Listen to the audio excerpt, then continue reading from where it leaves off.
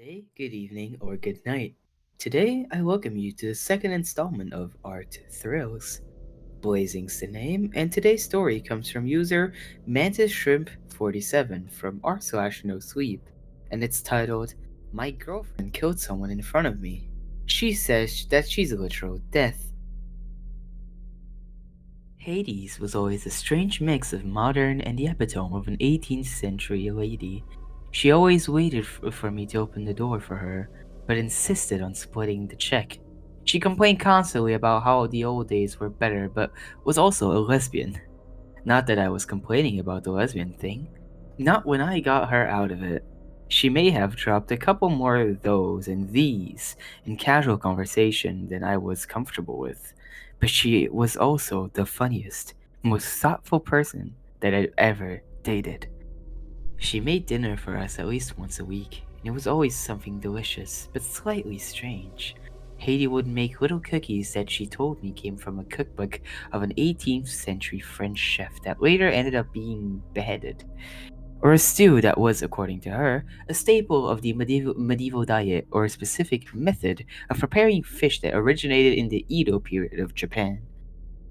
I once mentioned a week into our relationship that black roses were my favorite flower because they looked badass as hell, and she got me them for our 2-year anniversary without me saying anything else about them. It was the flowers, ironically, that first made me suspect that there's something weird about her. I thanked her appropriately, gave her a long kiss to show my gratitude, put the flowers in an out of the way, and promptly forgot about them for the next month. But when I finally remembered them, they weren't dead. In fact, they weren't even wilted. After a quick Google, I learned that flowers can survive for around 12 days after being cut, at the absolute maximum. My first thought was that they were just a convincing fake, but after examining them closely, I ruled out that they just looked and felt too real to be plastic. Hey, come here! I yelled across the apartment, poking the roses with the tip of my finger. The shower, Hades yelled something indecipherable back. A minute later, she came out of our bedroom with her hair still dripping on the floor. You sound like a hyena when you yell, Clara, she said. My eyes at her and pulled her over to the flowers by the wrist. Where the hell did you get these flowers? Look, they're still alive! I guess so, she said, her tone totally opaque. Do you want them to die? I laughed, dismissing them as some unusually hardy flowers. It'd certainly be less creepy if they did. Next day, they had wilted over in the vase, and rot was creeping around their stems. When I brought it up to Hades, she refused to say a thing. Hades would often go on business trips that lasted for days at a time. I asked her over and over what exactly it was that she did for work, but she always found a way to dodge the question or just changed the subject.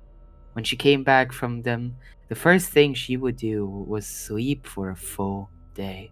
Then she would turn on the TV and watch the news, which was usually displaying some grim story about a freak storm that killed hundreds, or a mass shooting, or an unexpected explosion. Eventually, I noticed that there was always a tragedy after her trips. Reliable as clockwork, if she went away, I knew that there was going to be death when she came back. Hades watched as bodies were recovered with the grimmest expression I've ever seen on a person. I asked her once why she watched it, since she obviously hated it so much. The thing that made it all unravel came on a summer day, one of those where sun felt like a physical weight. I could feel the sunburn forming on the back of my neck in real time. I'd come back from the beach after spending the day wading through the water and laying on the sand. The sun was just starting to set, and we were less than 3 feet from the door to our apartment complex. Hades had her arm hooked around mine and was singing the theme song for Big Bang Theory, making up new lyrics about the beach to get me to laugh. Sun getting crispy, unraveling the mysteries. It all started with this beach thing. she sang. Door to our place is sort of sectioned off from the rest with a brick wall, and the streetlight in front of it has been broken for as long as I can remember. There's an alleyway just beside the entry, and a man slipped out of it, setting himself solidly in front of us. His beard was tangled with dirt and crumbs, and he was wearing a scarf pulled up over his nose. "Hey, darlings," he said, flicking open a knife. Hades pushed me behind her with one arm and told me to run. "Hey!" he said. Suddenly he was right in front of me, grabbing me by one wrist and poking the knife into my chest. "You're not going anywhere." Hades knocked away his knife, broke his arm, and put him on the ground in a movement so quick I couldn't even follow it. "Don't touch her!" Hades growled, her eyes glowing faintly in an unearthly red color that reminded me of a flickering flames. She stood over that man every inch the predator, and I knew that he was already good as dead. "Please, please," he begged. She didn't even acknowledge him. The ground shook and the wind picked up into a howl. Shadows gathered around Hades, or maybe they came from her. I don't know. There was a moment of total stillness, and then he was screaming and thrashing, screaming like he was being tortured, like it would be a mercy to die. It lasted for an eternity. It lasted for seconds. But by the end of it, he was lying dead on the bricks. I'd never been so scared of Hades before, but I was then. The rest of the night is a blur. Hades called the police. She told them that he just collapsed, and when the paramedics arrived, they told us that all signs seemed to point him having a heart attack. Hades tried to touch my shoulder to apologize, but I shrugged her off and she seemed to understand. I checked myself into a hotel and she seemed to understand. I spent the next week drunk in the hotel bed, trying to convince myself that I hadn't seen what I thought I had. Every time I slept, I remembered the way he had looked as he died. There was an article in the local newspaper the next day about the unprecedented number of dead jellyfish that had turned up on the shore of the beach we had left. The 8th day away, I called her with the shitty landline phone. "Hey, Clara," Hades said. I bit my lip hard and put the phone down in my lap for a moment. "Hey, Hades." We were both silent for several endless moments. I could hear the clock ticking past the seconds. I realized, eventually, that she was waiting for me to make the first move. "You're going to come to the Starbucks on King Street in 2 hours, and we're going to talk about this," I said. Surprisingly, my voice didn't tremble. She agreed, and I resisted the urge to flee the country as I hung up the phone. Starbucks was, predictably, crowded as fuck. She was already waiting at a table in the corner when I came in, and I ordered some fancy coffee that I didn't want just to stall going over to her.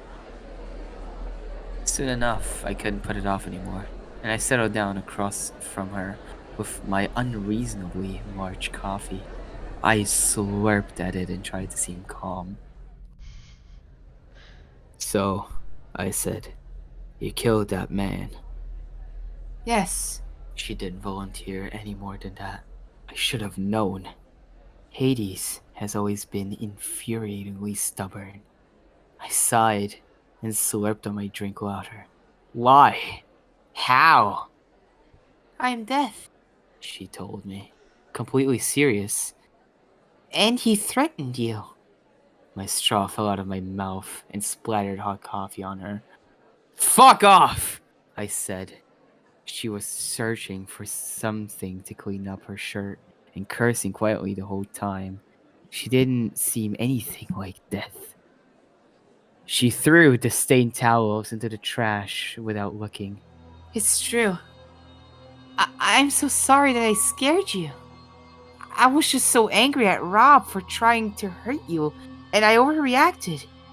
Rob? She grimaced. The man that I killed. That's his name. Hades explained to me that she had limited omniscience around the people that she had marked for death. She was one of many reapers, all making sure that those who were supposed to die ended up dead. But she also had a bit of wiggle room in who had to go down below, so she could kill Rob without any consequences. Apparently, she had done the celestial equivalent of becoming a part-time worker because she wanted to spend more time around the living humans. Which is how she was able to meet me, date and live with me. She had a specialty in mass death events, so she was often called in for those, and that was when she went on her trips. I need to think about this, I said, hiding my hands in my lap so she couldn't see them shaking. I was trying to get over my fear, to tell myself that she was the same person that I have known for years, but my instinctive reaction was still to get far, far away from the danger that my lizard brain sensed in Hades. She nodded and told me to get in touch when I was ready. It turned out that I was ready about an hour after I left the Starbucks. I knew Hades. I had loved her for years, and against my better judgment, I believed her about being a Reaper. Furthermore, she only killed people that were already dying. If she or her coworkers did nothing, people would just live in agony. A man with half his body blown off, or a woman that was suffocating because her lungs were collapsing, will be forced to endure with no hope of getting better and no hope of it ending. And she had only killed outside of that to protect me. When I knocked on the door of the apartment, she greeted me with a bouquet of black roses. Good morning, beautiful. She held out the flowers to me hesitantly. I took them. I can't live in the same place as you right now. And I don't know if I can trust you anymore. She nodded. But I still love you, and I don't want to lose you, I said. Hades grinned at me. I love you too. I leaned forward, holding the flowers between us. You can take me on a date tomorrow, though. We'll see how it goes. As I walked away, I realized that the roses were made out of plastic.